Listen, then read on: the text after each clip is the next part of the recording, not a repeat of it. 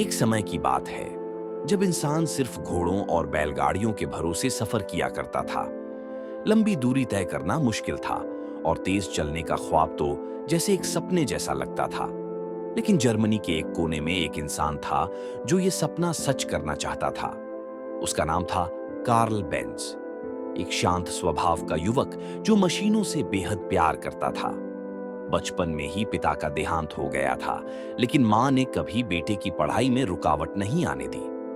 Karl ने पढ़ाई खत्म की और इंजीनियर बन गया। जहां लोग अच्छी नौकरी पाकर खुश हो जाते हैं, वहीं कार्ल का दिल हमेशा कुछ नया करने की तलाश में रहता। उसके दिमाग में एक अनोखा विचार था, एक ऐसी गाड़ी बनाना जो बिना घोड़े के अपने आप चल सके। उस दौर में ऐसा सोचना पागलपन माना जाता था, लेकिन कार्ल ने हार नहीं मानी। अपने आइडिया पर यकीन करते हुए उसने छोटी सी एक वर्कशॉप शुरू की और गाड़ी बनाने में जुट गया। काम आसान नहीं था, लोग ताने मारते थे, हंसते थे, पर वह रुकने वालों में नहीं था। जब पहली बार उसने मोटर इंजन से चलने वाली गाड़ी बनाई तो उसे चलाने में खुद डर लगने लगा। लोगों की बातें उसे चुभती थीं, लेकिन उसके साथ थी उसकी पत्नी बर्था, जो न सिर्फ उसका साथ दे रही थी बल्कि उसका हौसला भी बन गई थी। एक दिन बर्था ने चुपचाप वो गाड़ी उठाई और अपने बेटों के साथ सड़कों पर निकल पड़ी, बिना किसी को बताए, बिना डरे। रास्ते में गाड़ी कई बार बंद हुई, पेट्रोल खत्म हुआ, ब्रेक खराब हुए, लेकिन उसने हार नहीं मानी। उसने फार्मेसी से पेट्रोल खरीदा, गाड़ी खुद ठीक की और लगभग 100 किलोमीटर की दूरी तय कर ली। इस सफर ने पूरी दुनिया को बता दिया कि यह गाड़ी सिर्फ एक मशीन नहीं, बल्कि एक नए युग की शुरुआत है। इसके बाद कंपनी को पहचान मिलनी शुरू हो गई। लोग कार्ल की गाड़ियों में दिलचस्पी लेने लगे।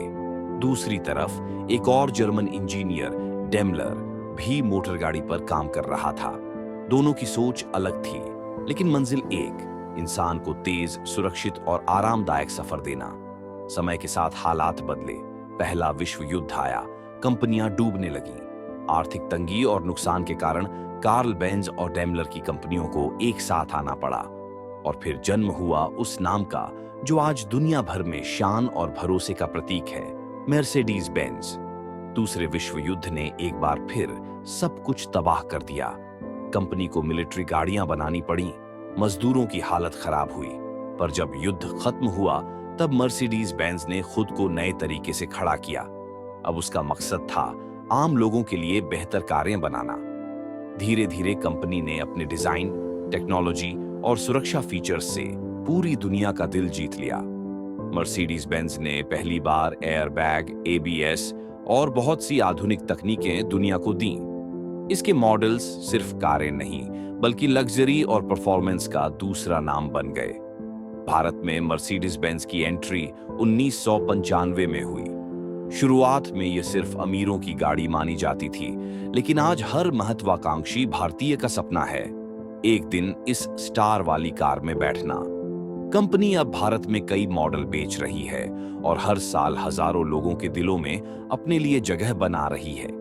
ये कहानी सिर्फ एक कार कंपनी की नहीं है, ये कहानी है जुनून की, विश्वास की, एक सपने की, जिसे सच करने में एक आदमी, एक औरत और हजारों लोगों की मेहनत लगी। मर्सिडीज बेंज आज भी इस बात की मिसाल है कि अगर आपके पास एक सच्चा सपना है और उसे पूरा करने का जज्बा है, तो कोई भी मुश्किल आपको रोक नहीं सकती।